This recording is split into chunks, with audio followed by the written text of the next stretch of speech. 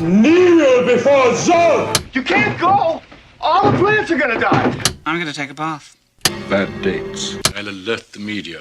Boys, keep off the moors. It's evil! Don't touch it! The name's Pliskin.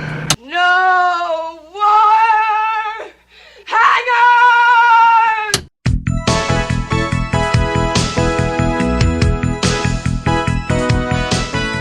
Welcome to Vintage Video, where we're rewatching the 80s so you don't have to. We'll be reviewing every major film release of the 1980s in chronological order, overanalyzing what you've seen and spoiling what you haven't. I'm Patrick O'Reilly. I'm Jesse Bayless. And I'm Richard Wells. And today we're discussing Honky Tonk Freeway, released August 21st, 1981. It was written by Edward Clinton, with uncredited story from Don Boyd, directed by John Schlesinger, and released by Universal Pictures. Somehow. British producer Don Boyd based his idea for the film on his brief childhood experiences in the U.S. as the son of an employee of a British-American tobacco company. He was only here for 6 months and claimed to remember little, if anything, of the visit, but was connected with actor and aspiring writer Ed Clinton through their common representation, and the men went on a 9-month road trip to research for a true American satire. The first draft was presented to Barry Spikings at EMI Films, hoping to attach Boyd himself as a director with a budget of $2 to $3 million, but Spikings had so much faith in the project, he recommended pursuing a bigger-name director and a more significant budget. For that reason, I'm tempted to blame him for what we're about to describe. Somehow they got director John Schlesinger interested. Do you guys recall our last mention of John Schlesinger? No. In Modern Romance, an assistant editor named Harry calls Albert Brooks' Robert character looking for a job in the editorial department on this film. Listen, I gotta ask you something. Uh-huh. Who's gonna work on that Schlesinger film? What do you mean? Do you know if they need an assistant editor? Well, I'll tell you something. You're the best assistant editor in the world, so I think you ought to work on it. You want me to put a good word in for you? Did you do that? You got it. Listening to Schlesinger describe the project as brilliantly comical, occasionally dark, and, quote, the most complicated project I've ever attempted, unquote, makes me think that Schlesinger was possibly thinking of a different film. In the same interview, though, he sounds preemptively defensive, arguing that if he'd wanted something commercial, he would have hired a pack of gag writers and vacated the directing chair, because apparently that's what audiences prefer now. I can't speak for them, but I certainly would have preferred that to this. You guys are already being real harsh on this one. Oh, no. I'm not saying that it was great. Okay, we'll get there. Shelley Duvall was attached at one point, unsure for which role, but stepped away. Kay Medford was attached as the sister Clarise character, but died of cancer early in production. Jessica Tandy only signed on because she wanted to work with Schlesinger, but she made no secret of her distaste for the script. The film shot over almost 5 months in Mount Dora, Florida, playing the city of Ticklaw, which was painted pink in its entirety for the film. So it's a real town that... It was a real town that they painted all the buildings pink in. And the town was actually named Ticklaw? No, the town was called Mount Dora, Florida. Oh. And the I-75 plays the part of the titular Honky Tonk Freeway. Unexpected weather conditions caused several delays in the schedule, but honestly, people need to expect shit weather in Florida. I feel like we've said that about like half of our Florida movies where they're like, oh, unexpected terrible weather. And it's like, yeah, it's Florida. The original distribution deal was with Associated Film Distribution, but when they folded in January of '81, EMI pawned it off on Universal somehow. After the distribution deal was complete, Universal were furious to learn that EMI had already sold the international rights to the film in an effort to recoup some of their own $11 million losses. Oh, that seems like something you'd really definitely check before you made this deal. Yeah, I would think so. After a disappointing week in theaters, Universal pulled it completely. In that time, it made back less than $2 million of its $29 million budget. Oh, no. Including Big Bucks, Big Losers? Yes. Yeah. Big Bucks, Big Losers. Right. That included a $5 million marketing campaign from Universal. So they paid $5 million just to market it, and they got $2 million back for that investment. Well, not counting what they paid for the movie. I feel like that happens a lot, where like I just don't understand the quantity of money that people are willing to put into some of these marketing campaigns. That also includes a full $1 million spent on the final car crash sequence alone. That's unnecessary. It was the most expensive comedy ever at the time, and the undisputed bomb of the summer. More expensive than the Blues Brothers? Yeah. Wow. The Blues Brothers, the production budget was less than 30. Damn. Because, I mean, I mean, because the quality of filmmaking and the stunts and the gags and the Blues Brothers are light years ahead. 27.5. 27.5. So just barely. A couple million less. Yeah. Good value for money. It might have done even worse, except for a last-minute decision to edit out an F-bomb that brought the rating down from an R to a PG. This did not need to be R. No, it certainly didn't. One of the less audible songs from the largely original soundtrack, You're Crazy But I Like You, was nominated for a Golden Raspberry for Worst Original Song, but lost to Baby Talk from Paternity later this season. The title, You're Crazy But I Like You, would be paraphrased as one of my favorite lines in Todd Phillips' Old School. I like you, but you're crazy. Several actors and an animal were harmed in the making of the film. Beverly D'Angelo needed stitches on her face after an accident on set and was consequently unavailable for a large portion of shooting, and Paul Jabara, the Rhino truck driver, broke his ankle off set, which threw another wrench into the schedule. I feel like you can see that his ankle is definitely broken in a scene. Because he's limping, yeah. Mm-hmm. And we'll come back to the animal injury later in the discussion. Better not have been that goddamn elephant. It was a rhino. Okay. We open with palm trees silhouetted against the sunset, and the word Florida slides through the shot from right to left. Suddenly, explosives are detonated, and the trees fall out of the shot. We cut to a tractor demolishing an orchard for a massive land development. It's the site of the incoming Andrew Jackson Freeway. Now we hear a crowd of angry people shouting over each other.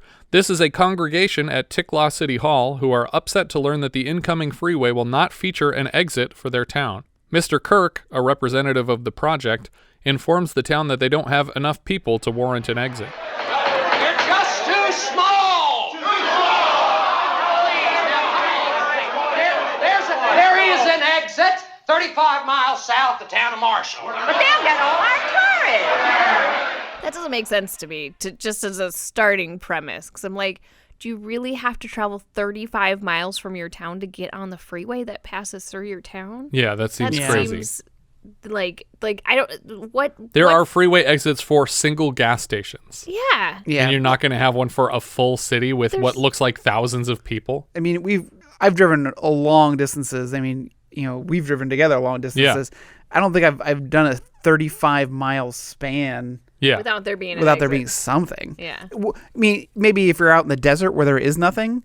Right. But if you're going through town from town to town. Yeah, if you're the only town in 35 miles, you get an exit for sure. At least to get, people to get gas. Yeah. Mayor Kirby T. Kalo, played by William Devane, bangs a gavel to quiet the crowd as the man speaks. Mr. Kirk's condescending tone eventually turns the whole crowd against him. Hey, look! We can't give every little piddly-ass town an exit! Big-ass town! Kalo takes Kirk for a walk to grab lunch, and suddenly the mayor is reading voiceover about his distrust of government. Kalo tells us about all the eccentric efforts he's made to increase tourism in their small town. They've constructed a safari park where a man feeds a lion by hand. The mayor tells Mr. Kirk that the lion is sick, but it will be healthy before the exit is ready. Kalo asks point blank what it'll take to secure a freeway exit, and Mr. Kirk replies, somewhat confusingly, "You take 10,000 trips on the table. That's how you do it." This is apparently code for $10,000. Even though Kirk used code to request the money, we cut right to a fundraising parade that makes no secret of the $10,000 goal to win a freeway exit. I actually thought that was kind of amusing, that the town just right away they're like fundraises for a bribe. Yeah. For a town with this many people, $10,000 should take an hour to raise tops. Yeah. We see several hundred people gathered in the streets, but realistically, 2 or 3 businesses would cover this bill by themselves, considering the obvious return on their investment. This should have been closer to $500,000, not the price of a car. $10,000 won't buy the concrete for an off-ramp. Well, they're just trying to bribe him, not trying to pay for it. I know, but it just doesn't make sense to ask for so little if you're adding to the budget of this project. Well, he's probably getting $10,000 per exit for. But they cost more than that to make, is what I'm saying. No, but they won't get made if the official doesn't say yes or no. Right. He's just getting paid as the official. Yeah. Elmer Bernstein's score for this sequence is uncomfortably close to what he used for Ivan Reitman's Stripes earlier this year. Like it's almost the exact same. Right. It's like a variation on that theme. For comparison, here's the Honky Tonk score.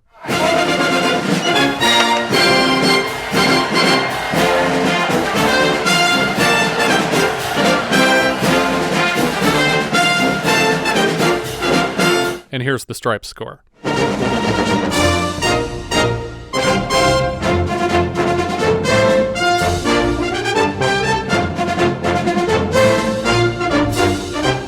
Every once in a while, we cut back to the freeway under construction to see the progress. The roads are mapped out, asphalt is poured, and finally the completed freeway awaits traffic. Mayor Kalo brings out boxes of KFC to Kirk's office for a lunch meeting, but Kirk's box is packed to the brim with stacks of cash.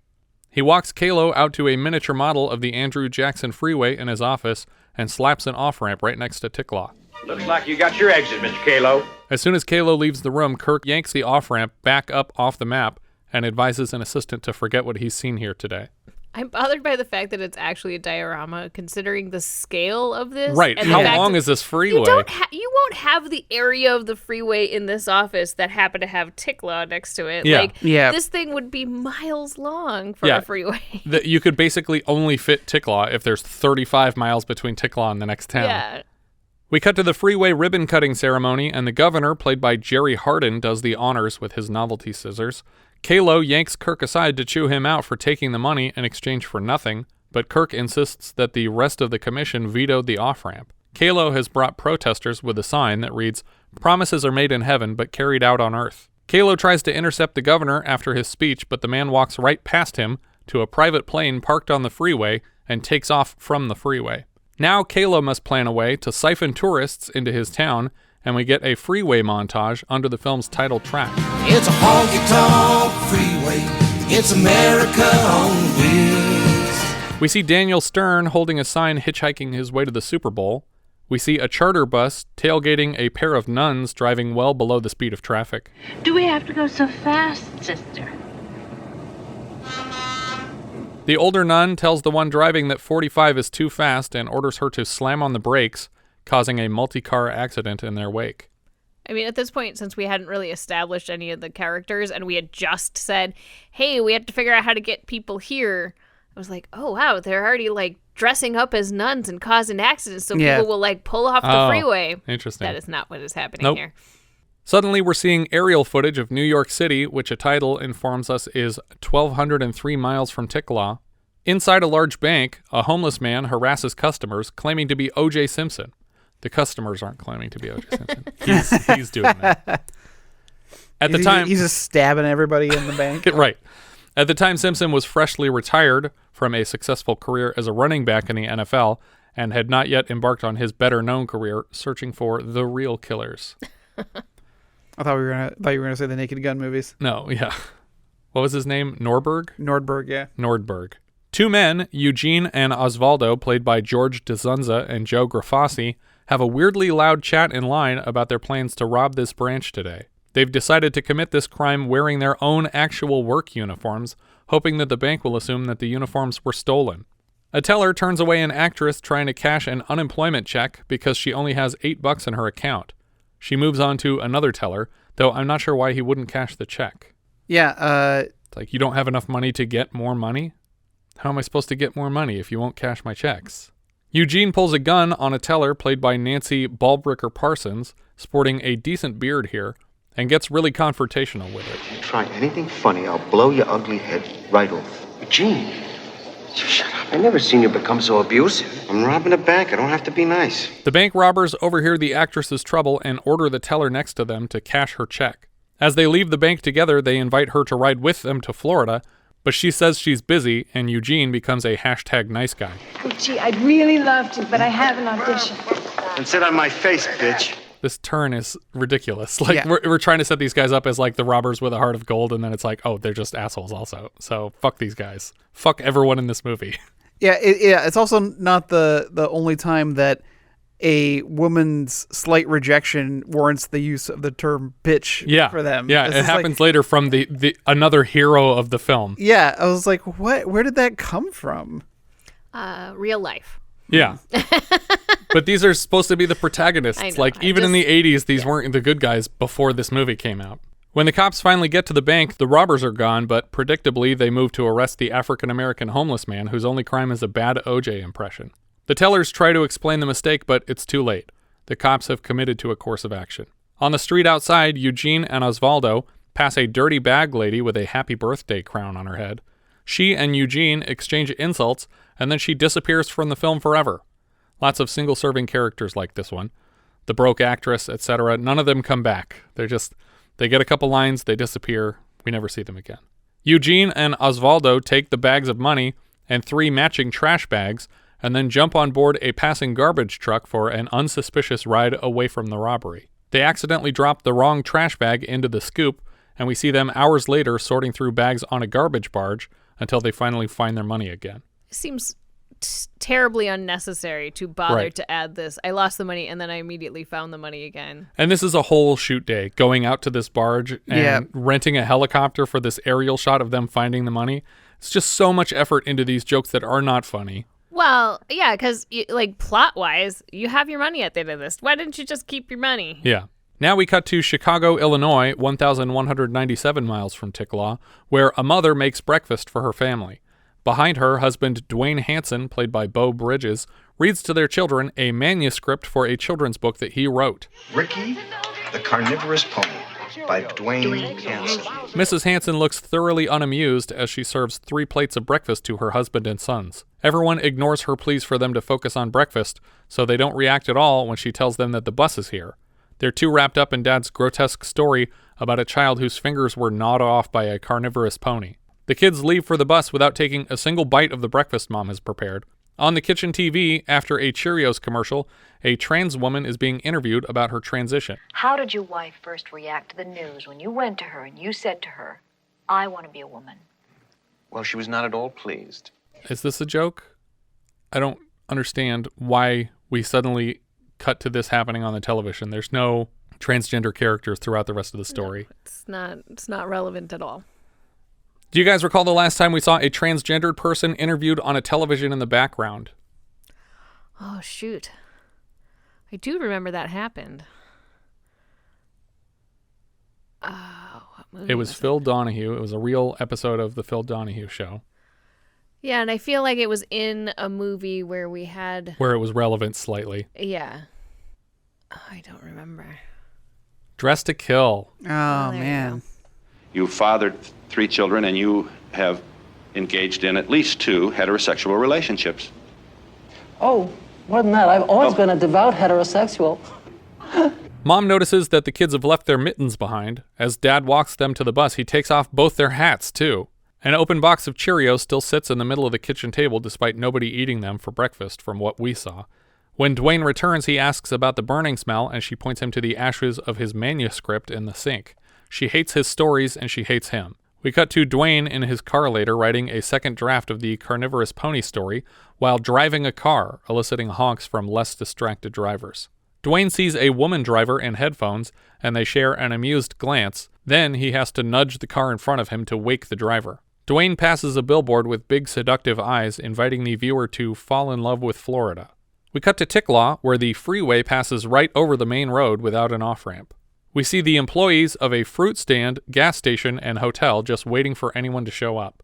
The animals at the safari park sit bored in their enclosures, unvisited. They would be much happier if there were people staring at them. Yeah. We get a close-up of a pair of enormous water skis on a beach, and an animal handler gently guides an elephant's foot into the footholds of each ski. Out on the water, the mayor is trying to tow the elephant across the surface with a small speedboat. Eventually, the outboard motor gives out, and the boat quickly sinks. At this point, I was grateful that the production didn't actually tow this elephant out onto the water, but we'll come back to that, obviously. Yeah. In the lobby of the hotel, the mayor assures the staff that he can afford to keep them all on as he takes a call from the Little Kenya Wildlife Park in snowy Wellsville, Utah, 2,533 miles from Ticklaw. Little Kenya Park has closed permanently, and the remaining staff are having a hell of a time coaxing a rhino into their truck. For some reason, the production thought it was safe to allow a dog to run in circles around this rhino, but it looks pissed off, and it's knocking people down all over the place. It doesn't look to me like a well-coordinated set piece. While they struggle with the animal, we see the truck driver, TJ Tupus, writing music in the cab while he waits. I think the shot of this guy specifically was when I decided that this movie officially has too many characters who seem like they were going to get their own subplots and were not even done introducing people. Oh no, there's about 100 people in this movie. Yeah, literally. The men finally wrestle the rhino into the back of the truck, and the singer-songwriter truck driver pulls away for the long drive to Florida. This particular rhino died the next day. possibly as a result of having been run around in the snow all day on set. Oh, God. So they had to get another rhino? Or they shot this last. As the scene ends, he is suddenly writing the words to another of the film's several original songs. Everybody's going faster, faster. Everybody's going faster, faster. The man playing TJ is actually Paul Jabara, the writer and performer of this particular song on the soundtrack. Now we cut to Paducah, Kentucky, 758 miles from Ticklaw, where Carmen Shelby, played by Beverly D'Angelo, pulls up to a drive-through bank branch in a gorgeous pink Edsel with matching dice on the mirror. The teller flirts with her through the intercom as she withdraws her full account balance, somewhere in the neighborhood of $3,500. Next, she crosses an intersection to a drive-in mortuary designed to look just like the bank with several lanes. Is this an actual thing? No. Are you sure? Did you look it up? I didn't look it up, but there's no way this is a thing. I don't know. It could be a thing. There's like drive-through liquor stores. Yeah, but people need liquor more often than they need loved ones in urns. Yeah, but I'm just saying, like, it's not just like a pickup thing. It's a viewing location too, right? It's possible this exists. Okay. I'm saying I strongly doubt it. She pulls up to the intercom and announces her arrival, and a voice tells her which lane to pull into to retrieve her mother's cremains. Apparently, the voice through the intercom is a friend of hers, an ex-boyfriend, but that plays into literally nothing moving forward. Well, other than the fact that everyone is an ex-boyfriend of hers. This movie is full of worthless little details like that don't really improve the scene or move the plot forward at all. It's just like, oh, here, I thought this was funny, so now you get to know it. When she pulls her car into Pass-Through 3, her mother's urn rises on a platform and the window in front of it is rolled down so she can retrieve it. She looks genuinely sad for a moment, but then notices a cherry red Lincoln Continental for sale across the street, and we cut to her driving that car with Mom's ashes in the passenger seat. No idea why this happened. Yeah, I like the car that she had. Yeah, it was a much cooler car, the Edsel, than this car. And it plays no part in anything moving forward. It's not important that her car is red or that she just bought it. Nothing happens to it. It's just, for no reason, she gets to drive a different car for the rest of the movie. I suppose you could say the fact that she got the new car prevented her car from being stolen later on. But she could have been driving this car the whole time. Yeah. There's no reason for her to just be buying it. Later on the interstate, she sees a man driving a Jeep and tells him he's cute, only for the man's boyfriend to rise up from behind him in the passenger seat, and she realizes she's barking up the wrong tree. You're both very cute. Bye. On the same freeway, we see Hume Cronin and Jessica Tandy as Sherman and Carol in a 1949 Mercury station wagon with wood paneling. It's so crazy that they got paired to be husband and wife in this film. Yeah. Well, this apparently isn't the only film that they play husband and wife. That was the joke. Yeah. Okay. I've Googled it. Drive-through funeral homes for drive-through viewings is totally a thing. I really wanted you to say no, it's not. It's totally a thing, and Googled there is one in Chicago, Illinois. Or there was one, at least. I don't know if there currently is. Really? Yes. So, I'm just trying to get a grip on the business model. They have urns. So, it's to allow people to attend a funeral without some of the things that might prevent people from being able to go to a funeral otherwise. What? You don't have to exit the car. What if you're sick? What if you're elderly? I feel like people just went to funerals sick up until a few years ago. Yeah, but I'm just saying, What if you don't want to see any other members of the family or... I am honestly shocked that this is a real thing. Because it seems like... there isn't enough demand. Yeah, there could not thing. Possibly be a necessity for that. How often are they hosting funerals It's a here? modern convenience, sweetie. Very weird. I feel like the next step is the automat. Here's your urn. Yeah. I am now going to request a drive-through funeral, please. All right, deal. I believe there's one down in Compton. We can make this happen. Update I'm your not will. Going to Compton, but great. Carol fixes herself a mixed drink in the passenger seat. They park outside a restaurant called Turkey House, and as they cross the parking lot to go inside, it becomes clear that Carol has had a few too many.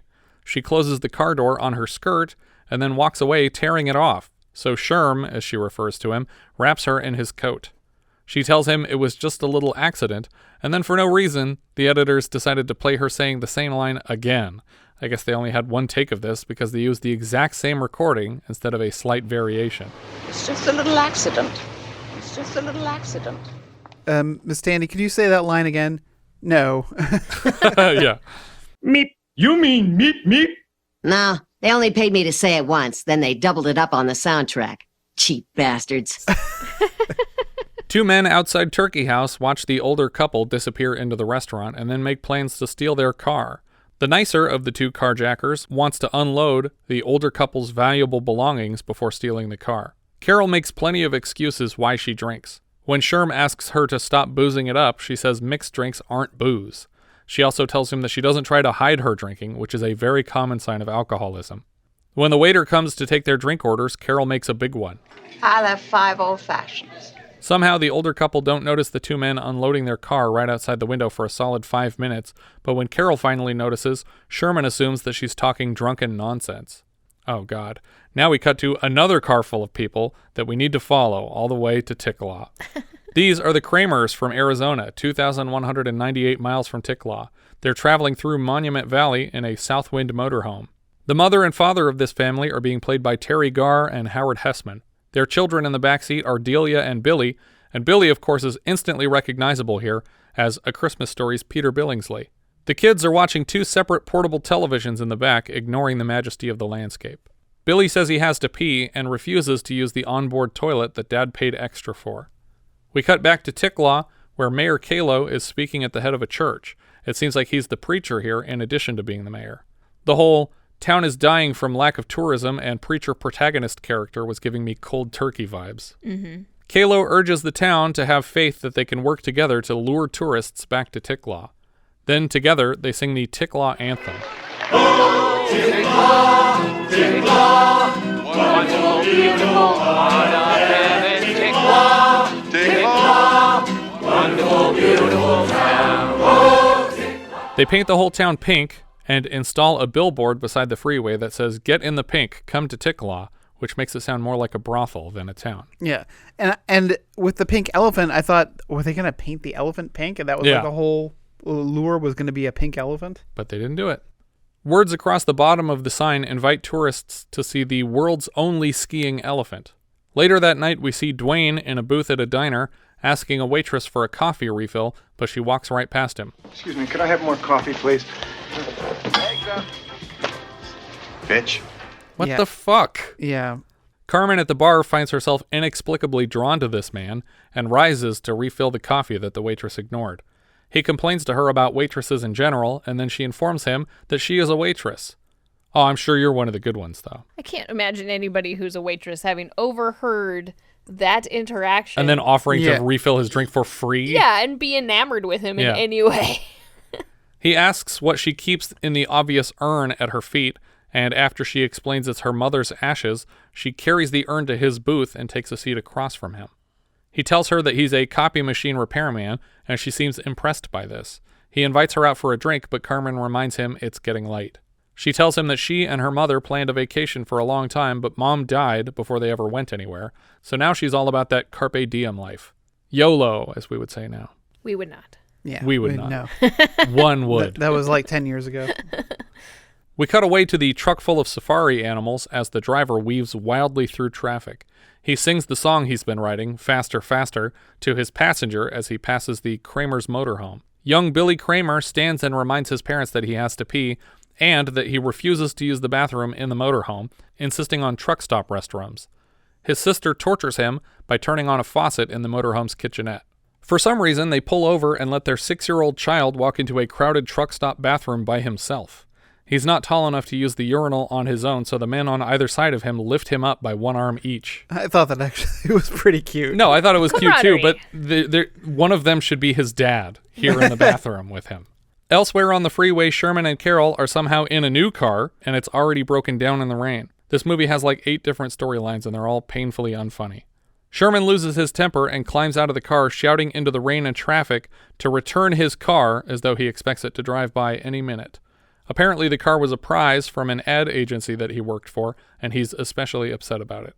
He's confident that they will never make it to Florida, and they'll probably die here tonight.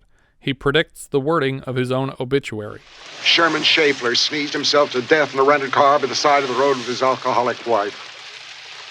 Oh, I'm sorry. She takes offense at this comment despite having drank 5 old fashions with her fucking lunch today. Like, yes, you're an alcoholic. She was hungry. They decide they're going to walk together to the nearest gas station when their tow truck finally arrives. When the tow truck driver tests the ignition, the car starts up right away, and he charges them $45 for his efforts. We see Daniel Stern still thumbing for a ride in the rain. The bank robbers roll by in a blue VW Bug, and we establish that Osvaldo sneezes when he sees pictures of naked women, like the ones in Eugene's Penthouse magazine. They pull over to pick up Daniel Stern and offer him a ride. The hitchhiker starts snorting coke in their backseat and offers them a hit, but they pass. Daniel Stern is for some reason amused by the green lights on the road and mentions that they have similar lights in lots of other places. Green signs. But we're seeing green lights. He calls them green signs, but then when the camera cuts to a reverse angle and it's just green lights over the freeway. Okay, well, I thought he meant that the fact that freeway signs are the same in every town. Right. They're freeway No, signs. I think that's probably what the line meant in the dialogue when they wrote it, but the way they shoot it, he's talking about green lights for some reason instead of signs. But then as a hilarious joke, he just starts listing places for a long time while Eugene and I get more and more annoyed. We dissolve to a man drawing a caricature of a busty blonde woman in a building lobby, and across the room, her manager, played by David Rasche, pimps her out to an interested businessman. At the front desk, the nuns try to check into a hotel, but Sister Clarise is having a hard time identifying herself for the hotel employee because she claims not to have a last name, until Sister Mary Magdalene hazards a guess. Christ. Excuse me? Well, technically, since we're all brides of Christ, our last... Sorry. Well, I have a Claire, a Clinton, a Clarice. Oh, that's me. That's me. Sister Clarice. Eventually, they're given a room key despite insisting on paying cash since they don't have a credit card. A young man named Kevin leads them to their room. We know his name is Kevin because he gets a name and lines despite being basically a luggage cart in the scene. Yeah. So at this point, because they're like, it feels like they're being sneaky trying to get into this hotel and they're not giving their names. Yeah. Like, I'm still on these aren't actually nuns kick. And Right. that never pays off. No, it doesn't. They're actually nuns. No, they're just very weird nuns for some reason. Sister Mary is distracted by the Starlight Disco Dance Club off the lobby, and the pimp character winks at her from the doorway before Sister Clarice drags her away to the room. Early the next morning, Sister Mary rises and sneaks out of the room to go for a swim in her pajamas. If you cut out every scene of this movie that doesn't serve a purpose to the plot, there would be nothing left. Mayor Kalo and his wife are standing on the side of the freeway next to the billboards they put up last night, and bizarrely, the safari park, gas stations, and fruit stand are all being advertised as completely free, meaning they're not bringing any business to their small town, just traffic. They're not getting any money from it at all. In fact, they're all losing money. They're losing more money than they would if they didn't put up these billboards. It's a loss leader. That's what that's called. What is the thing that you make the money off of? The rest of the things that people buy when they're in town.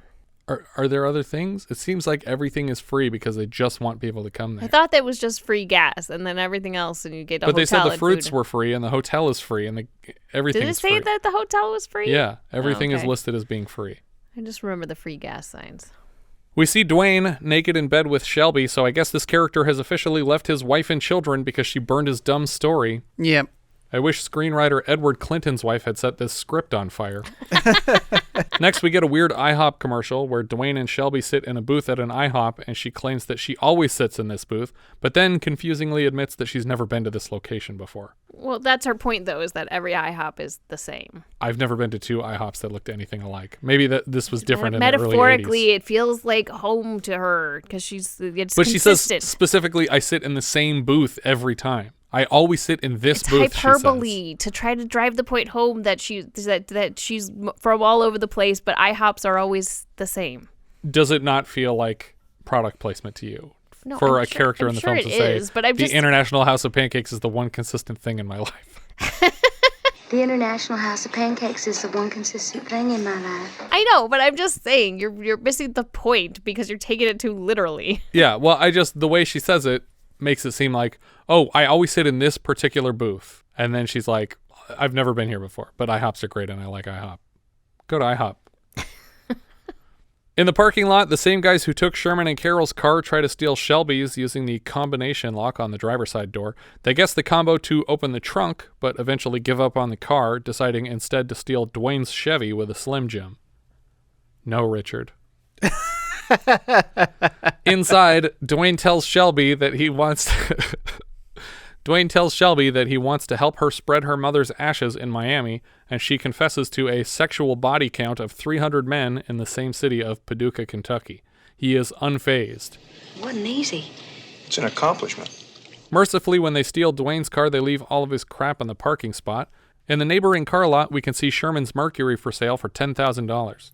So are these car thieves are presumably just like They stealing steal a car, go to the next town, sell that one, steal Yeah. another car in that town, and then sell it in the next town over. And they live off the money they make selling the cars. Okay.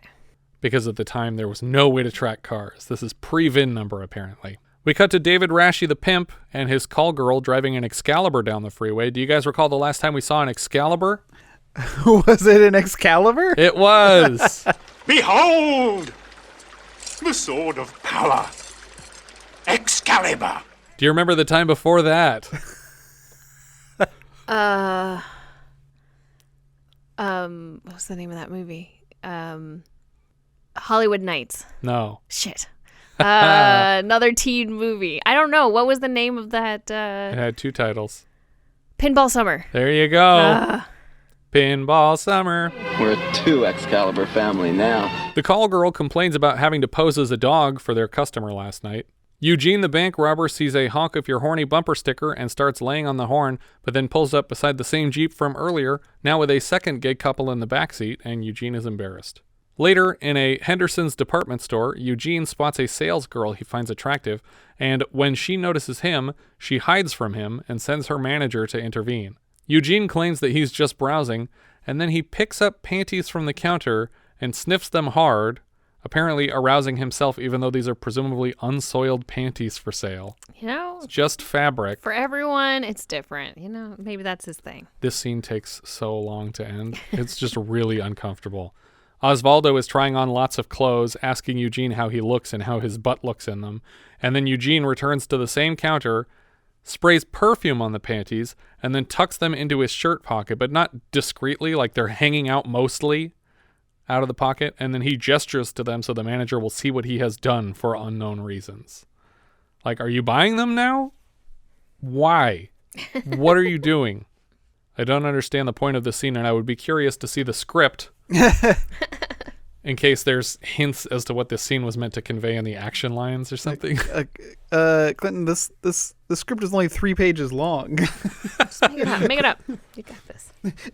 It took 2 hours to write. I thought it would take 2 hours to auditioned film. 105 characters to have lines in this movie. The town of Ticklaw already seems bustling with tourists who are taking advantage of all the free gas and fruits they can while this amazing deal is still running. Mr. Kirk, the freeway representative who denied the city's off-ramp, is also here, driving through the town, and he overhears a child advertising the free gas and free restaurants. Keeping in mind that Clark would have had to have driven 35 miles out of his way. He came here by coincidence? Yeah. What drew him here? And what drew all these people here? Burning up all that gas to get free gas? Yeah. Seems counterproductive. Yeah, you wasted an entire tank so that you could refill your car. Kirk overhears a child advertising the free gas and free restaurants and says out loud that they'll have to put a stop to this scheme. Oddly enough, he says it in a completely different voice than the character spoke with earlier, suggesting that it was not only ADR, but a completely different actor talking for some reason. This is also very weird because he's complaining about the oil companies being upset about this, but I'm like, this doesn't affect it. It's not like they're giving away something that they are losing money on. Right. It's not the oil companies that are going to lose money on it. Some states do have laws that you can't sell below cost for gasoline. I don't understand the logic behind it. I think it's like corporate anti-competition law. But there are places that have rules that say you can't sell for less than you paid for the gas. Oh, okay. Well, that might make sense, honestly. But I don't know why that would hurt the oil companies because someone paid for the gas for it to get here. Right. It would piss off the other gas stations in the area. Yeah. And but it'd be you would like, have to pay a fine anyway. It's like the $1 hot dogs at Costco. It just gets you in the door. Yeah. But the difference is that Costco isn't giving everything away for free. Yes. You just make it just free gas and then everything else is that you get. Also, the Costco that I go to, the hot dog thing is outside. That's true. Yeah, but you're already there. If you already parked at a Costco. You already bothered to... Yeah, that's exactly it. I went there for the hot dogs. I know what I'm about. Yeah. No, I don't blame you. The hot dogs are wonderful. Back on the beach, we see the elephant's feet being placed back into the water skis for a second attempt. Even though they haven't successfully pulled off the stunt once in rehearsal, they already have a crowd here to potentially disappoint. And I don't know why they're waiting like 3 weeks between attempts. Like, just get this figured out in an hour. Don't just do it once and then wait 2 weeks. Mr. Kirk shows up just in time to interrupt the show and declare the billboards illegal. He also says that the oil companies will be mad when they see that Ticklaw is offering free gas. Mr. Kalo tells Kirk that he can go now, but the stunt organizers mistake this as a cue to drag the elephant out into the water. You'll pay for this. We already have, and I think you can go now. Go now! It's not like they weren't ready or anything, though, so it's not even really an accident. Yeah, poor choice of words on the mayor's part. Yeah. It turns out the elephant is still too heavy for this boat to tow him for very long, but for about 5 seconds, the elephant appears to be skiing on water before he sinks to his knees, and the crowd seems disappointed, and they're booing. I would still be applauding because I didn't expect this to work at all. We cut to construction crews cutting down the illegal billboards with chainsaws. That night, Mayor Kalo is drunk and wandering around on the freeway, kicking at the concrete partitions on either side of the road as his wife tries to talk him into coming home. For some reason, Kalo is convinced that all they need to do to save the town is for the skiing elephant stunt to work. If she get up, just once, they'd come. Hell, I would. I'm dying of curiosity. What do you mean you would? You're the mayor of this town. You're going to come here if the elephant can ski? He's saying if he were a tourist, he would go to a water skiing elephant. But he can't know that. He's here. He's the mayor here. Anyway, the driver with the truck full of wild animals buys a crapload of probably free cheeseburgers and proceeds to throw them at animals to eat for lunch. We literally see a hamburger hit a lion in the face before it freaks out and suddenly the truck is shaking back and forth with angry animals. He's not at Ticklaw yet, so they're not free hamburgers. No, these aren't free. That's true. He probably paid for these ones. It's very expensive meals for these animals. But you definitely see it. He throws a hamburger into the truck and it hits a real lion in the face. The bank robbers take their fancy new clothes to a brothel called the Roman Health Spa, hosted in a double-wide trailer.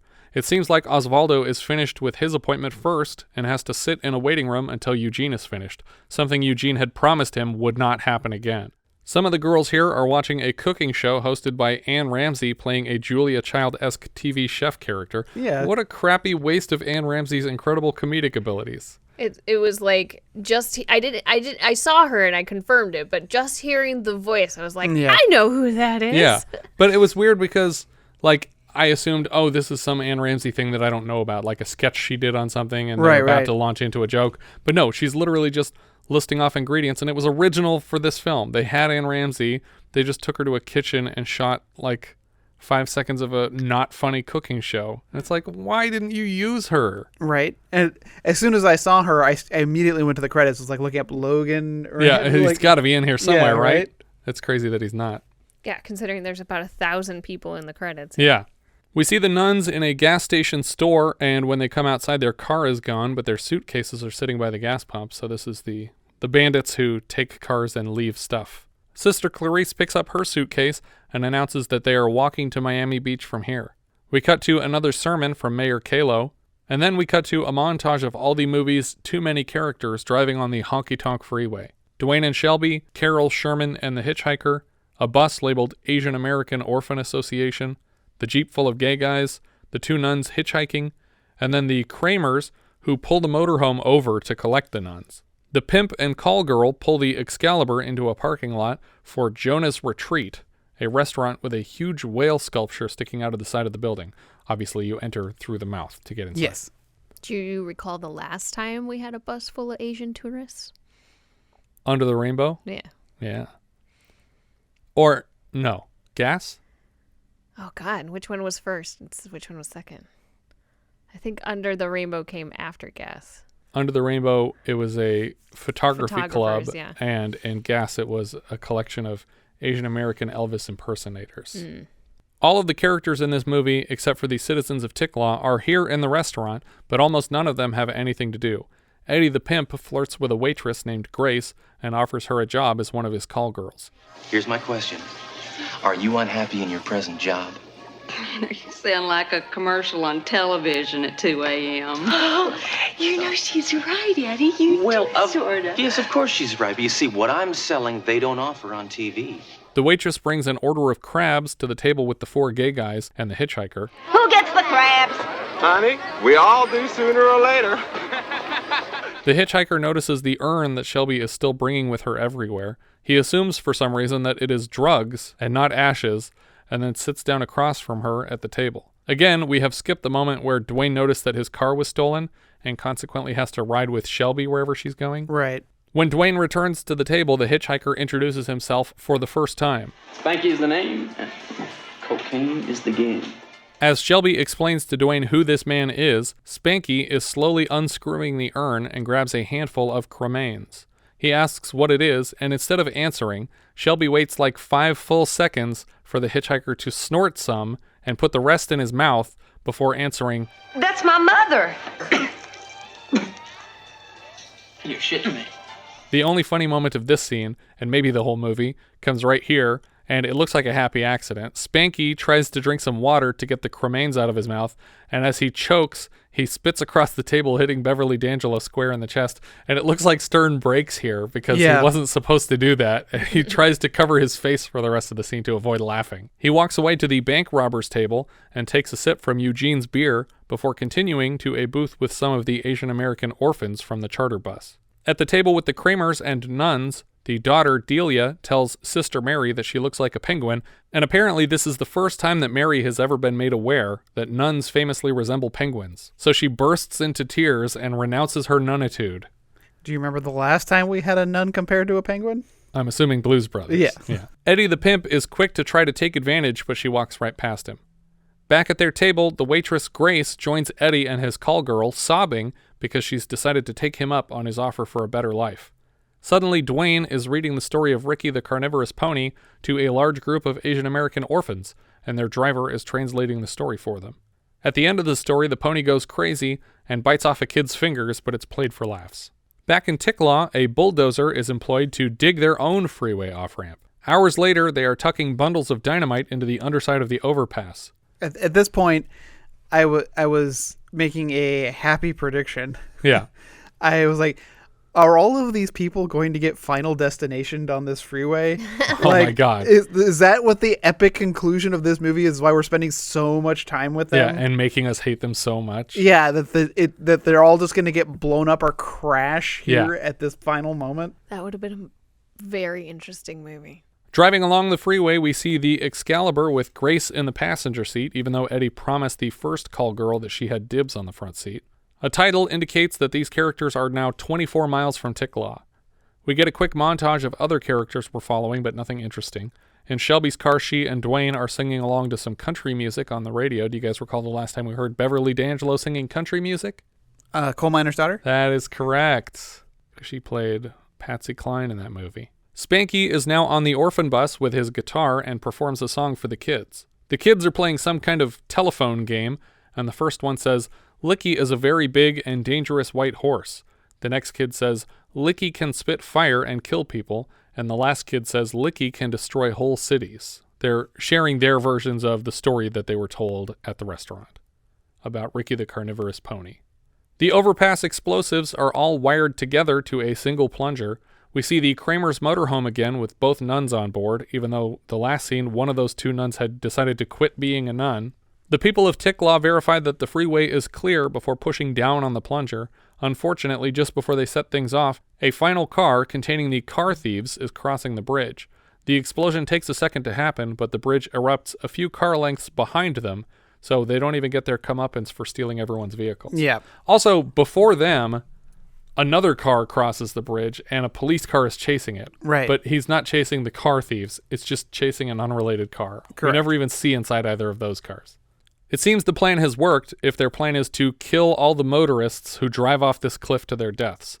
They quickly rush onto the road to install signs that they could have installed without blowing up the freeway, pointing all the cars to Ticklaw's makeshift off-ramp. They throw a big party for all their new guests at the town's largest hotel. Eddie moves around the lobby, selling his call girls to various customers, and he keeps winking at Sister Mary. Eddie tells Osvaldo that he should go talk to Grace in 5 minutes. In the background of this scene, you can barely hear the soundtrack's Razzie-nominated song, You're Crazy But I Like You. So much random dialogue happens in this scene, but almost none of it is worth repeating. Mrs. Kramer turns down Mr. Kramer's various sexual propositions. Duane and Carmen make decor choices for their future home together. I can't believe how pointless all these words are. Even the actions. We're just like moving from room to room as people talk to each other, but they're not saying anything. They're just words back and forth. Doesn't make any sense. Carmen spills her mom's ashes and, looking for cleaning supplies, bumps into Mr. Kramer in the hallway, so they have sex in a closet. Duane walks through the spilled ashes and leaves ash tracks through the room, but he doesn't find Carmen or notice what he stepped in. Yeah, and this never comes back. Yeah, we never see that urn again in this room. He never notices that he walked through it. Like, it seems like there's a lot of stuff cut out, but I'm also sure there wasn't. But they just felt like this wasn't worth coming back to in the script. At the safari park at night, the kids are walked from enclosure to enclosure. They're excited to see a lion and an elephant, but when Mrs. Radley brings out the park's white pony for the children to pet, they remember the story of Ricky and run screaming when they think the pony is eating Mrs. Radley's fingers. The phone rings in the party. The governor is calling for Mr. Kalo. For no apparent reason, the governor has assumed that all of Ticklaw's new guests were taken hostage, and the governor wants to know their demands. I went back. There has to be something that was cut here. I was like, did I miss something? And I kept going back and I was like, there's no clues to this. What scene did I miss that this like, happens? How did the mayor find out? Or how did he find out? And why is he assuming that this is a hostage situation out of nowhere? I mean, the fact is that they used explosives on the freeway. But he doesn't know that. But I don't know how he knows anything right now. It's the middle of the night. This just happened. Yeah. That too, yes. Yeah, all of this makes no sense. But also the mayor understands. And in a uniquely awful bit of screenwriting, Kalo inexplicably admits that they are hostages, and he has no demands instead of correcting the governor. But yeah, I don't understand why he doesn't correct him. No, because it feels like this was part of a plan that we don't see. Yeah. So their plan was to blow up the freeway and get people off the freeway, but we think that in something we didn't see, part of their plan was to convince everybody that they were hostages, except for the people themselves. Correct. So that they could use that as leverage to get the off-ramp they wanted. That must be the case. I mean, I feel like that makes more sense to me, because I was going to complain about the fact that I'm like, you blew this up. But this is a temporary thing that you're convincing people to come to this town. You should have just put signs on the freeway. But also, if you took a bunch of people hostage, they're not just going to reward you for that. They're going to come and arrest you the next day. Right. And arrest you for destroying millions of dollars worth of freeway. Yeah. Government property. Hostages? We don't intend doing anything with them. We got no real use for them. Why did he ask hostages like it was a question if he didn't plan on denying taking anyone hostage? Yeah. The governor's assistant, played by James Staley but channeling Tim Conway, reminds the governor not to negotiate with terrorists, and the governor gets the only potential laugh line of the film. Remember, Ericka? Never give in to demands. Don't meet with them. Shut the fuck up. Where did you want to meet? Well, how about right down the center of Ticklaw? I just love that shut the fuck up because I was not expecting it. And it's the only F-bomb in the film because they cut the other one out. So it's just like, it's like you're watching a TV movie and then suddenly that line drops into the middle of it. After he hangs up, the governor seems to blame Kirk for this whole conundrum since he was the one who vetoed the off-ramp to Ticklaw. Upstairs, Mr. Kramer and Shelby share a cigarette in the closet doorway and part ways without getting caught for their infidelities or contributing to the plot in any meaningful way. Kramer comes down the steps to the lobby side by side with the waitress-turned-call girl, Grace, and somehow Mrs. Kramer concludes that he has cheated on her with this woman and decides to test him. How would you like to go up to the room and just be alone together? You and I. Well, I'm a little tired right now, honey.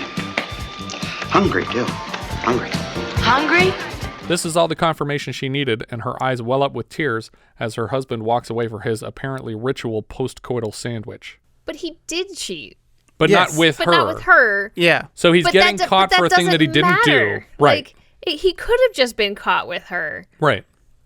It's irrelevant that this is not Beverly D'Angelo walking down the stairs with him. It's a weird extra layer. Yeah. Well, it was probably when D'Angelo was unavailable to shoot. Oh, maybe. That makes And so they're just like, we need him walking down with somebody. Right. The old nun catches the young nun dancing and explains that that's a sin and drags her up to their room while Duane goes door to door in the hotel still looking for Carmen. Sister Clarise makes Sister Mary kneel on a line of pencils in their hotel room bathroom when Duane pops in and thinks he stumbled on something kinky and excuses himself. The governor arrives in town and they locate a ringing phone booth on the main road. The governor's assistant answers the call and delivers the message. They said get out of the cars and meet them in the middle of the street.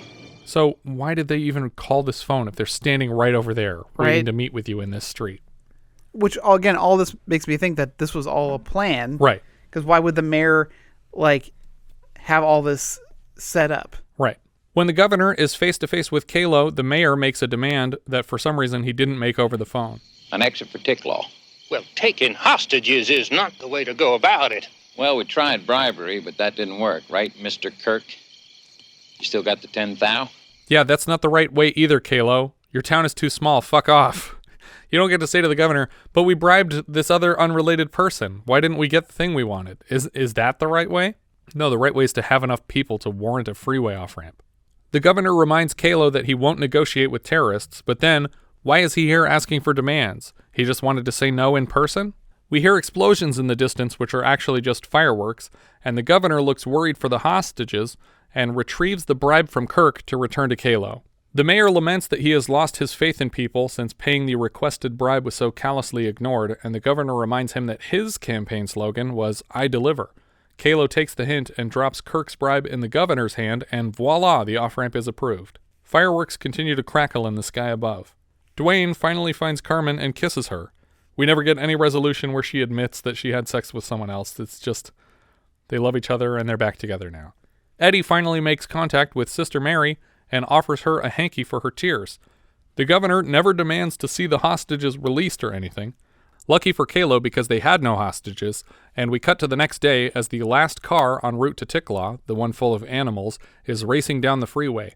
The driver sings the same song again for the third or fourth time in the film. Everybody's going faster, faster. Everybody's going faster, faster. They don't give a damn. Understand? Going faster, faster, faster. Everybody's going faster. It's played like the arrival of the animals is a big deal, but they already have a lion. Yeah. So a second lion is not interesting, and the elephant is already basically just a soft rhino. Nobody's waiting for these animals. The kids seemed thoroughly impressed with what the park already had. Sister Clarise gets a ride with the bank robbers, and they see Eddie's Excalibur pass by with 3 call girls now that Sister Mary has joined the crew. Hey, isn't that Sister Magdalene?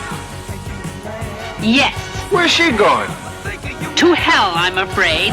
Traffic cops direct all the cars back up onto the freeway. Of course, just as he comes to the gap in the freeway, the Rhino truck's brakes go out, and he blasts through several detour and road closed signs on the way to the precipice.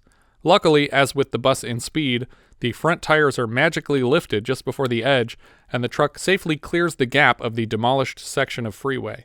Unfortunately, he still can't stop, and he blasts through the side of the Kramer motorhome, no doubt killing their children. Yeah. And then plows into the back of the bank robbers' VW, causing the front trunk to pop open and all the stolen cash to blow away. The truck rear-ends Duane and Carmen, and their new car flips, and then the Rhino truck smashes a fruit truck and tosses a bunch of oranges into the open Jeep full of gay guys. The Rhino truck finally rolls on its side, and we see the Excalibur swerve to avoid it and then launch itself over an embankment, where the call girls are tossed from the vehicle in the crash. This stunt looks pretty dangerous, too, because we see girls just flying off the top of the car as it goes off the edge of the freeway. I don't know, like a whole bunch of this stuff seems pretty awful. I did not like what was happening with Beverly D'Angelo. And like Jessica Tandy upside down. Right, that stuff is crazy. God. I was very excited, though, for all this. I was like, oh my God. It's finally happening. They're getting Final Destination. The back gate of the Rhino truck falls open, and a lion is let loose on the freeway. Eddie climbs out of his car in pain, but notices the attractive passenger from the Rhino car and offers her a job. The Rhino chases the Rhino driver down the freeway, and this is where we see him limping between cars. Yeah. Mr. Kramer films the chase on an 8mm handheld camera from the wreckage of his motorhome. Somehow little Delia Kramer has been launched so high in the air that she's hanging from a streetlight by her suspenders, and her brother Billy is pissing off the side of the freeway. Carmen finds Duane scooping up her mother's ashes with credit cards in the road and gives him a peck on the cheek. Spanky the hitchhiker is sitting on the hood of the orphan's charter bus, and they all laugh in the windows behind him. The call girls climb back up to the freeway, and Sister Mary Magdalene falls to her knees to pray for forgiveness. Sister Clarise is snatching cash out of the wind without much success. Osvaldo tries to do the same, but Eugene is stuck in the back seat of the VW because the doors were jammed in the accident. Next, we see Hume Cronin and Jessica Tandy in their upside-down car on the side of the road as lions paw at the car doors from either side. I'm surprised the production would let lions so close to Cronin and Tandy because they're clearly in this car alone. Strapped in. Right. Because they're hanging upside down. With lions right next to them. Ugh. It's crazy. Maybe the shot was upside down. They were fine, but maybe the lions... they turned the earth upside down and glued lions to it. The lions were being cable suspended upside down, that's why they're so mad. That's what it is. The Rhino continues chasing TJ through traffic, and then suddenly something happens. A huge crowd of Ticklawians are waving their hands in the air in celebration. Where are they? Not on the freeway. There's buildings in the background. Turns out they're on a beach, and they're excited because Mayor Kalo has finally pulled off the water skiing elephant stunt. Not only is the elephant staying above water this time, but the mayor is riding on its back, waving a Ticklaw flag as the camera floats away from the scene into the sky and the credits roll. Okay, so this was real, right? Yeah. Yes, this is a man on an elephant on water skis being pulled by a boat, which I assume it's not water skis. I assume it's actually a raft. Well, because you can see in an earlier version of the elephant getting on the water skis that they're tied together. So they're connected. They're connected in between. So it is more like a pontoon than water skis. And probably a fully supported pontoon that's like propelling itself through the water behind the boat, I would imagine. Or do you think it's just being towed? I think it's just a buoyant sort of pontoon thing that it's sitting on that's being pulled by the boat. I'm also guessing this is a young elephant that is heavily sedated. Maybe. Because, sedated just enough that it wouldn't fall asleep while they're moving it. I guess. This is just horrifying that this is actually a thing. Yeah, because it's not like its feet are buckled in any way. So it could step out of these water skis. And if it decided to go nuts at any point, it would just fall off into hundreds of feet deep water, which I guess elephants can probably swim. Can they swim? Yeah, they can swim. Because, hippos can't swim. I've definitely seen footage of elephants. Yeah. Hippos can swim. No, hippos cannot swim. Hippos just bounce off the bottoms. They can't swim. Yeah, but they can bounce off the bottoms. But elephants definitely swim. I referenced the film The Fall. Oh, where they touche. There you go. Yeah, but still, it still bothers me. I don't like it. It's pretty crazy. Kudos to them for pulling it off. I'm glad that if one of the animals had to die, that it was the rhino that died from just exposure to cold and not this elephant from drowning, because that seems like that would be that much more terrifying to be a part of if you drowned an elephant than if you're like, oh, rhino died and maybe we didn't do that because it happened a day later. Right. They probably did it, though. All right, so what are we thinking, guys? Thumbs up or thumbs down on this one? It's a big thumbs down for me. It was really disappointing. I mean, there's a lot of things that it's not good. Did you laugh once in the whole movie? I feel like I might have chuckled a few times. I literally, the only time I laughed out loud was when Daniel Stern almost broke after he spit on Beverly D'Angelo, and when Jerry Hardin curses at the assistant. Those are the only two moments that I laughed at in the whole movie. Everything else was just frustrating. Why? This is what happens when someone who isn't funny writes a comedy. I wasn't. This movie was not infuriating to me the way a lot of movies, that I think are probably in this vein are. It was definitely a lot less of that for me because I feel like although it wasn't, most of the scenes weren't progressing the plot, they weren't necessarily bad. But for example, the scene where she goes for a dip in the pool, what is the point of that? No, I'm telling you, just because they're not, but there was nothing wrong with that scene. No, there's nothing wrong with it. It just brings the whole movie to a screeching halt for a 5-minute scene of this woman swimming in a pool. I get it, which is, I get that that's frustrating for you, but I'm just saying it wasn't as frustrating for me because there's nothing, that scene where she sneaks out and goes swimming, In any other movie, it'd be like, yeah, that was a nice scene. Like, that's fine. I don't know. It just rubbed me the wrong way. Scenes like that, or when the bank robbers go to a department store to get clothes so that they can go pay for blowjobs later. Like, they need fancy clothes to go to the whorehouse in. They went to a department store and just harassed employees and are overly concerned about what they're wearing. I didn't understand it. It plays into nothing that they're robbers for most of the movie, except that they have money at the end. Yeah, I mean, I'm not going to defend the movie too hard here. I'm just like, yeah. I don't think it's as obnoxious as a lot of these kinds of movies. No, I mean, we've seen worse for sure, but it just, it aggravated me that I was expected to find some of these things funny because I so didn't. Well, it feels to me, this is a thumbs down for me. It feels to me what this movie wanted to be is a kind of mad world. Right. We got all these kind of like... But they're all B-listers.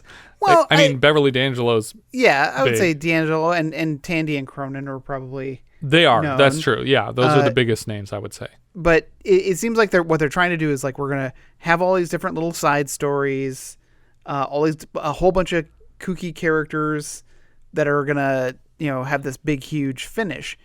But there is no big, huge finish. I mean, the car crash is supposed to be the big, huge finish. Yeah, but none of the characters are trying to do anything. Like in Mad World, they all have a goal that's related to each other. And even in Rat Race, like, I mean, obviously this movie's way before Rat Race, but all the characters have a goal. Right. These characters aren't doing anything, really. They're all getting detoured to this small town for one night. They're not even spending any money there. Yeah, they all are trying to get to Florida for different reasons. We never see them get to Florida even. Well, I mean they get to the state, but they don't get to Miami, which is where they're all headed. Yeah. But for like, why was Duane going there? Duane was going there because he saw a billboard, I guess. He was going there because his wife cooked his story that he wrote. Right. And he wants to stick it to her by just screwing the first random girl that talks to him at a diner. And why were the bank robbers going to Florida? Because it's nice this time of year. Yeah, it just had a lot of like things in it. It was like Did we explain why Cronin and Tandy are going to? I think they were going for vacation. That's it. Like, yeah, vacation. it was just the same as the Kramers. It's just vague vacation reasons. Yeah, exactly. Well, at least the Kramers were cross country. Like they were going across the country. Yeah. Like, okay, they're going across the country. That's at least something I can understand. Yeah. Again, I reference Rat Race with John Lovitz. John Lovitz's family is doing that. Sure, yeah. They're going across the country. Are they the team that end up in the Hitler mobile? Yeah. Yeah. You stole Hitler's car. He had it coming.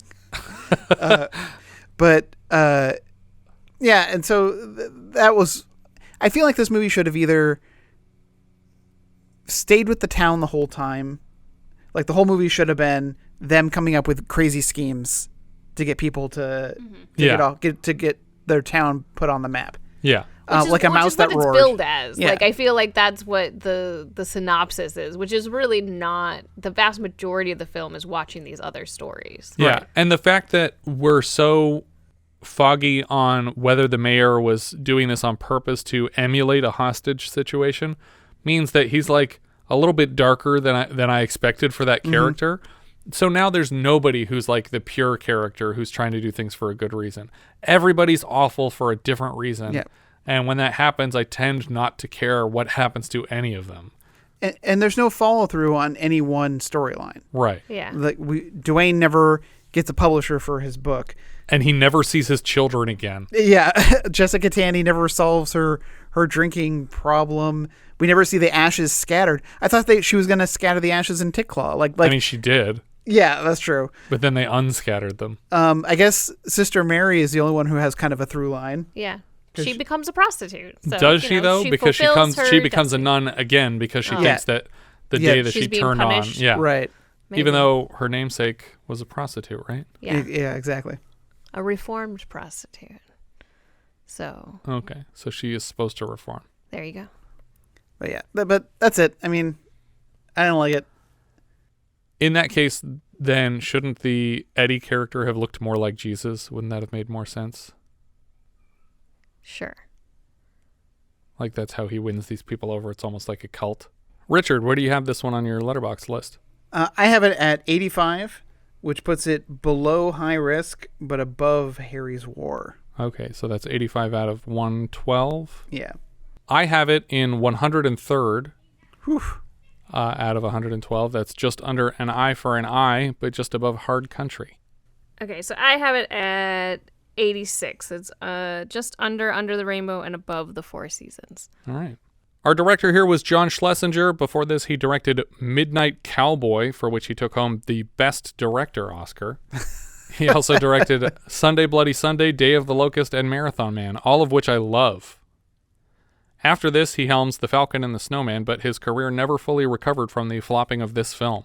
I think that maybe you're more angry because of that. Those other movies? Yeah. No, I I didn't have those expectations in my head when I watched this. Yeah.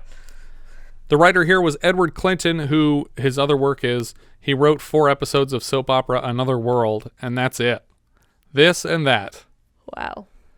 The music came from Elmer Bernstein. He has 13 Oscar noms and 1 win for Thoroughly Modern Millie. He scored Meatballs, The Great Santini, and then from what we've covered, Saturn III, Airplane, Going Ape, Stripes, Heavy Metal, and An American Werewolf in London before this. He's famously back for Ghostbusters in just a few years. Another music credit here for George Martin. He has a composer credit on Live and Let Die, probably as a result of many producing credits throughout the Beatles' discography. Honky Tonk Freeway was his final score. Cinematographer John Bailey previously lit American Gigolo and Ordinary People for the podcast, back this season for Continental Divide and later Cat People, The Big Chill, Silverado, Groundhog Day, and In the Line of Fire. Editor Jim Clark previously cut Darling, Day of the Locust, and Marathon Man for director Schlesinger. Later he cuts The Killing Fields, Nell, The World Is Not Enough, Kiss Kiss Bang Bang, and Happy Go Lucky. He also has several directing credits, including 1972's Rent-A-Dick, written by Monty Pythoners Graham Chapman and John Cleese under the pseudonyms Jim Viles and Kurt Loggerhead. I have to assume that it's not to their liking if they used pseudonyms. All right, into the cast now. I apologize because there are 103 speaking parts in the film. And this is, I feel like this is especially notable because, I don't feel like I'm that great at knowing people in movies. I mean, maybe better than average, but nowhere near, you guys. And I recognized most of the people in this movie. Yeah, and the every single face is a face that you know. I'm just like, man, I probably can't name a whole bunch of things that they're in, but like they're in a bunch of things. Yeah. And I really wonder if the casting director is just really that great to pick all these people that went on to have great careers, or if they already were established and they just managed to get a pretty big cast of known people. Yeah, and maybe there was just a lot of people in Florida, and they were like, oh, this person's in town, let's get them to come down. David Rasche played Eddie White the Pimp. He was a stopwatch producer in our first film, Just Tell Me What You Want. He was Sledgehammer on Sledgehammer, Bernard on Bored to Death, Jim Marwood in Veep, and he's currently Carl Muller on Succession. It's Carl! Yeah. Also, this character comes in way late. Yeah, he does. I feel like it's like an hour into the movie. He's one of the last stories that gets introduced. And he's first credited. Yeah, that is really weird because it's not... Yeah, if it's not in order of appearance and it's not alphabetical, I don't know how they decided to put him first. Right. Paul Jabara was T.J. Tupus. He's credited as the party in Midnight Cowboy and a nightclub entertainer in The Day of the Locust. Howard Hesseman played Snapper. Apparently that's the name of the father of the Kramer family, Snapper Kramer. He played Johnny Fever on WKRP in Cincinnati. He's Pete Lassard in Police Academy 2. We've seen him so far in Loose Shoes and Private Lessons, but I usually think of Dr. Faraday in Flight of the Navigator. Do you guys recall the last time we had a Dr. Faraday? You've asked me this question before. No, I mentioned Faraday in our heavy metal episode as the author of the book from the Den story, and that I thought it was a reference to the famous professor. But I believe, if I'm not mistaken, that we've had a character named Dr. Faraday. I'm going to confirm it right now. Was it an actual doctor? He was a psychiatrist. If my recollection is correct. And it is. I'm going to go with The Nesting. He was played by Glenn Ford, if that helps. I'm going to go with in a Canadian horror film with a psychiatrist character. Yeah, what was the one with all the phobias? Phobia? Not Phobia. No, it's not the Starsky psychologist. It's Happy Birthday to Me. The psychologist that she's like flirting with the whole time. Okay. Yeah, that weird relationship. That was Glenn Ford as Dr. David Faraday. Teri Garr played Ericka of the Kramer family, Ericka Kramer. Before this, she was in Head, The Conversation, Young Frankenstein, Oh God, and Close Encounters. We've seen her in Witch's Brew, as she shows up in Tootsie and After Hours. More recently, she's appeared in Dumb and Dumber, Dick, and Ghost World. Not super recently, but more recently than the other things I said. Jenn Thompson played Delia. She was Penelope in Little Darlings, and Lisa Tobin in the Out of Towners remake. Peter Billingsley played Little Billy. This is the first of 3 Billies Billingsley has played, followed by Billies in Death Valley in 82 and Sherman Oaks in 95. Apparently there is a movie called Sherman Oaks. He's probably best known for his appearance in A Christmas Story, or Elf, possibly also. He's in a couple Christmas movies.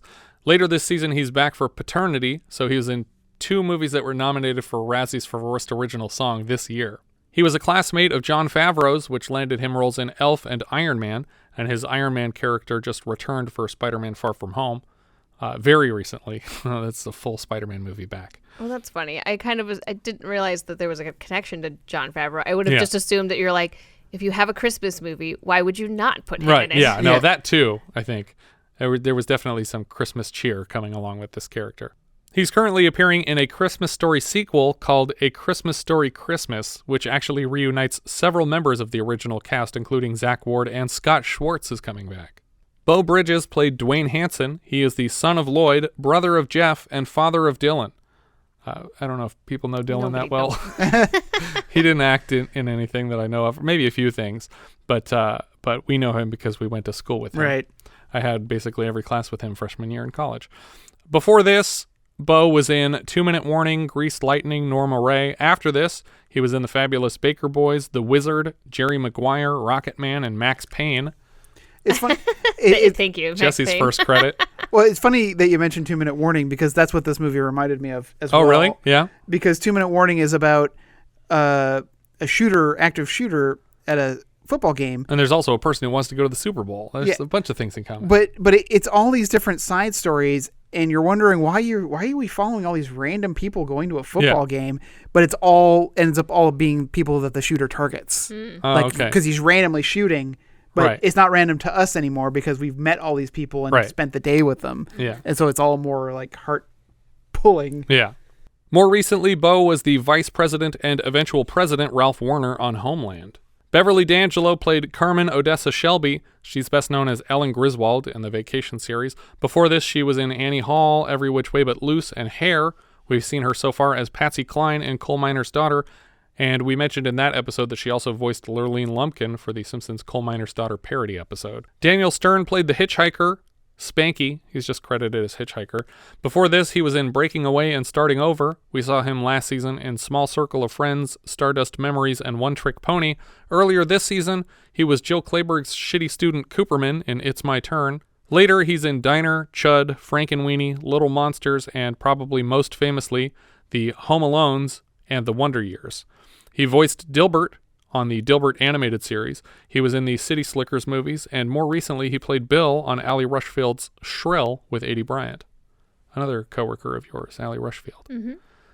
Celia Weston played Grace. This was her first feature. Later she is Ben Stiller's mom in David O. Russell's Flirting with Disaster. She's also Mrs. Krenslet in Hulk and Seth Rogen's mom in Observe and Report.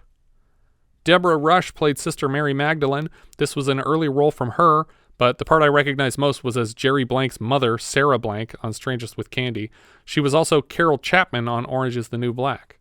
Geraldine Page played Sister Mary Clarise. This is the part originally awarded to Kay Medford before her untimely passing. Geraldine Page has a Best Actress Oscar for The Trip to Bountiful and 7 previous acting nominations for In Order, Hondo in 54, Summer and Smoke in 62, Sweet Bird of Youth in 63, You're a Big Boy Now in 67, Pete and Tilly in 73, Interiors in 79 and The Pope of Greenwich Village in 85. We saw her last as the late great Aunt Beverly in Harry's War, and she's back next season with Daniel Stern again in I'm Dancing as Fast as I Can. George Dzundza played Eugene. He's probably best known for his appearances on Law and Order. Before this, he was John in Deer Hunter. He was briefly cast as the lead in Christmas Evil last season, but was fired when he tried to make significant changes to the script against the filmmaker's wishes. He later shows up in Basic Instinct, Crimson Tide, Dangerous Minds. He also does a lot of animated voices, including Arnold Wesker and the Ventriloquist on Batman the Animated Series, and Perry White on Superman the Animated Series. Joe Grafisi played Osvaldo. He was Matty Stanek in Hide in Plain Sight last season. He's back in Splash, Brewster's Millions, Moonstruck, Hudsucker Proxy as Lou, and Deputy Homolka in Natural Born Killers. Hume Cronin played Sherm. He's also in Brewster's Millions as Rupert Horn. He appears in Cocoon, Cocoon 2, Batteries Not Included, and The World According to Garp, all of which also feature his wife Jessica Tandy, who plays his wife here. Jessica Tandy played Carol. She's also in Driving Miss Daisy, for which she won her Oscar, and she's Ninny Threadgood in Fried Green Tomatoes. Such a good role. Frances Lee McCain played Claire Kalo, that's the mayor's wife. She's Stella Baines, Marty McFly's maternal grandmother in Back to the Future. She's Will Wheaton's mom in Stand By Me, Billy Peltzer's mom in Gremlins, and Dewey and Tatum's mom in Scream. She's also in Footloose and Patch Adams. William Devane played Mayor Kirby T. Kalo. This is William Devane's third consecutive collaboration with Schlesinger after Marathon Man in 76 and Yanks in 79. Apparently, Paul Newman and Walter Matthau were considered for this part, but let's face it, that was never going to happen. Yeah. His father, Joseph Devane, was FDR's chauffeur. He's Janeway in Marathon Man, Dr. Kramer in Hollow Man, SecDef and eventual President James Heller on 24, NASA admin Williams in Interstellar, and Rob Lowe's father on The Grinder, which was actually a funny show. It's a shame that it got that title because that got the show canceled right away. I like him in the movie Payback with Mel Gibson. Oh, okay. He's one of the three major figureheads that he has to see in order to get his money.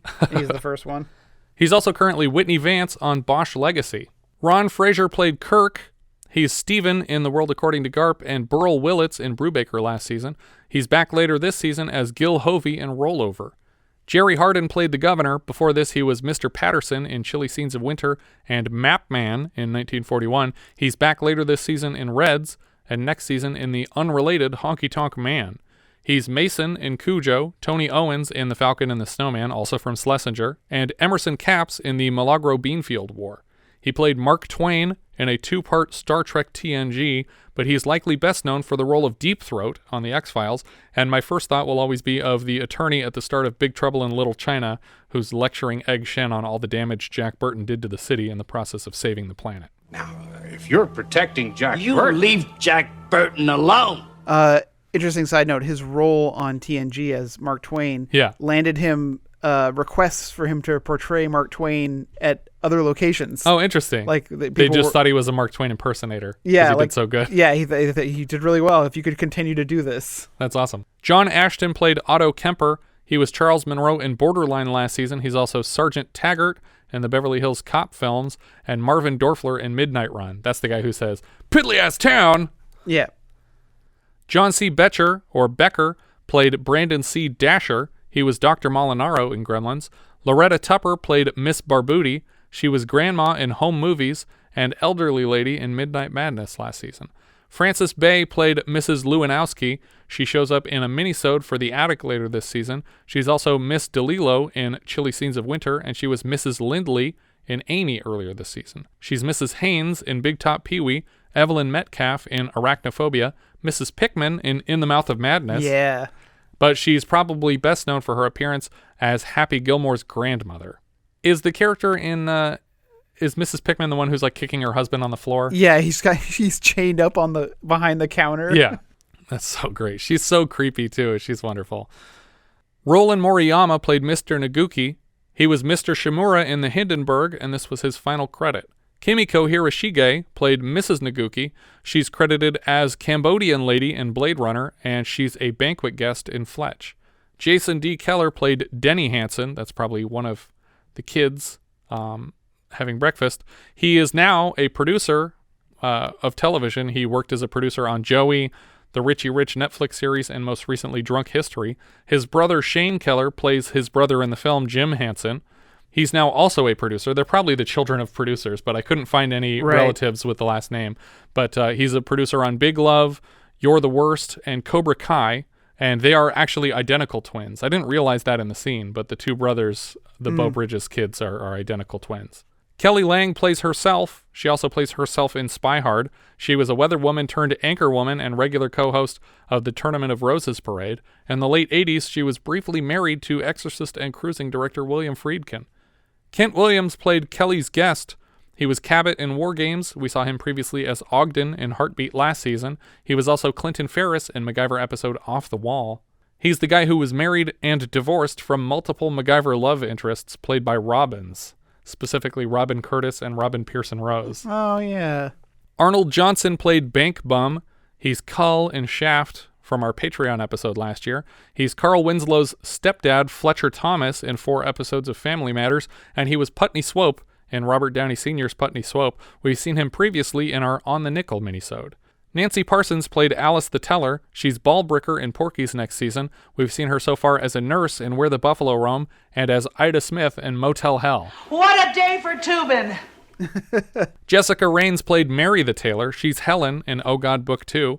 And then Ken Lerner plays the Dude Teller. He's the third of the 3 bank tellers, the one that won't cash the woman's check. There's actually 3 tellers in the scene with worthwhile credits, but for whatever reason, Ken Lerner playing the third teller goes uncredited. Entirely possible it was his choice, but it's not even listed uncredited on his IMDb. We saw Mr. Lerner last as Tony Jr. in Any Which Way You Can, but he's probably best known as Principal Flutie from Buffy the Vampire Slayer, or as Lou Schwartz on The Goldbergs. I could not figure out the actor's name on my own, but I had some help on Twitter.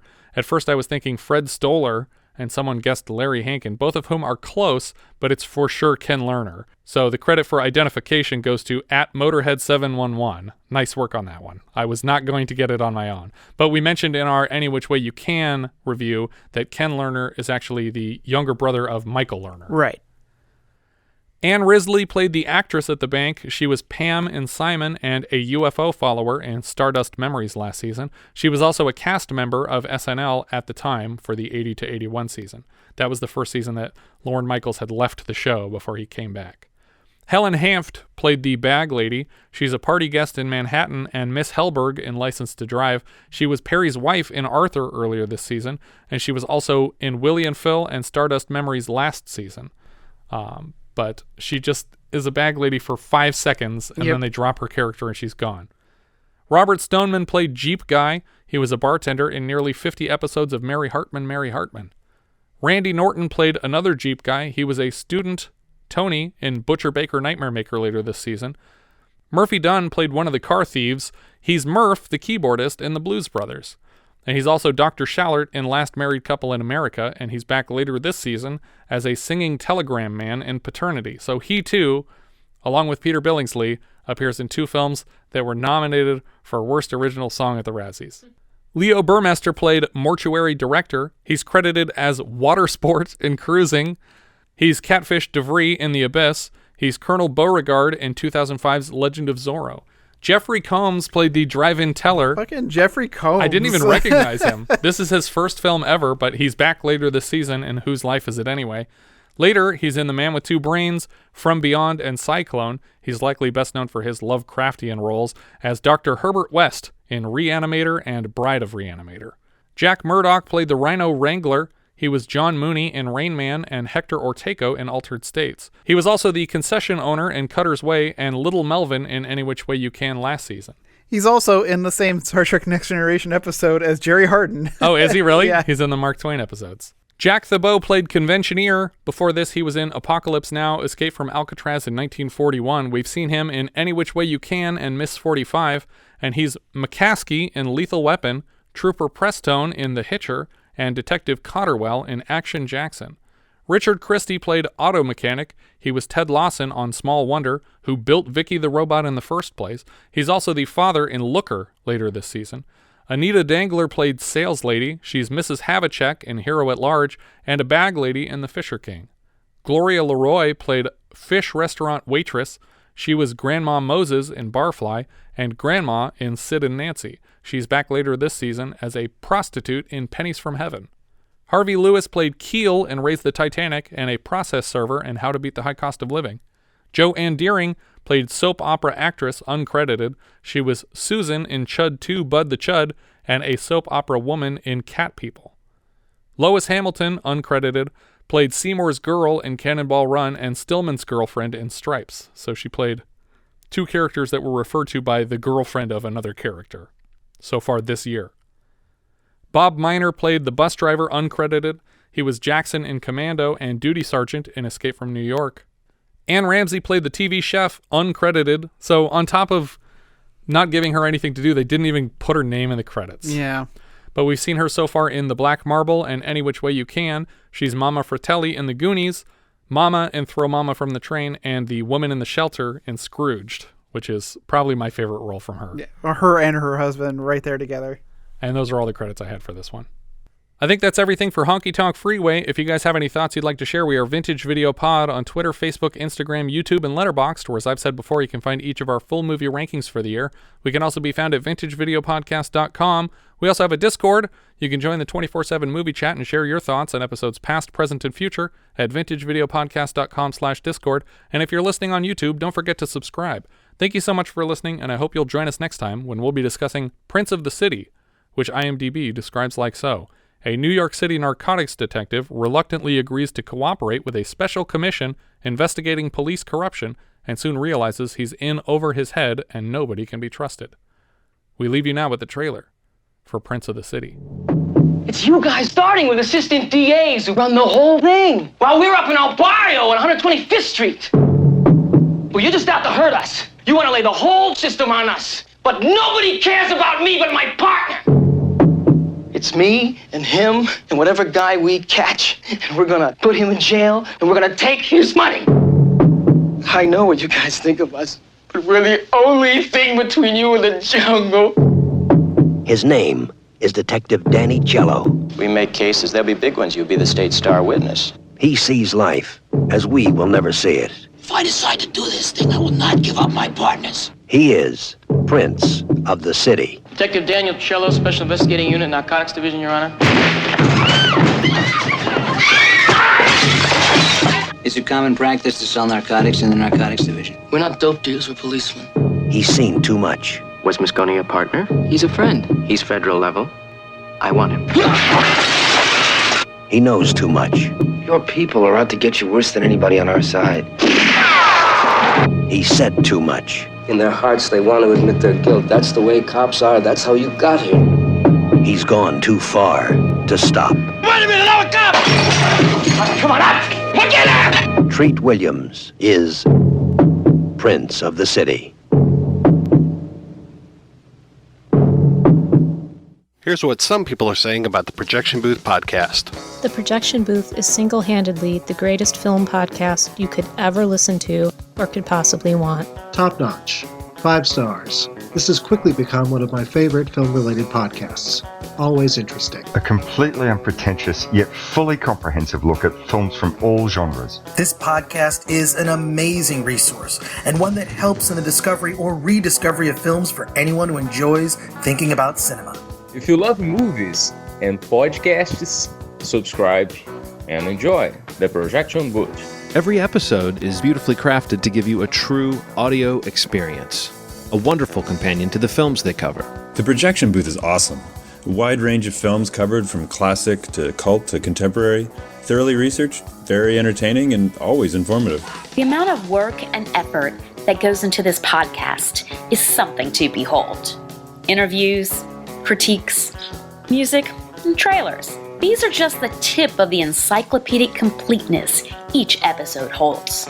It's also really fun. I listen to a lot of movie podcasts, and there are a lot of really good ones out there.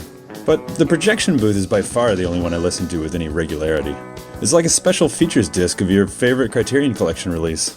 Projection Booth Podcast, with new episodes available every week at projectionboothpodcast.com.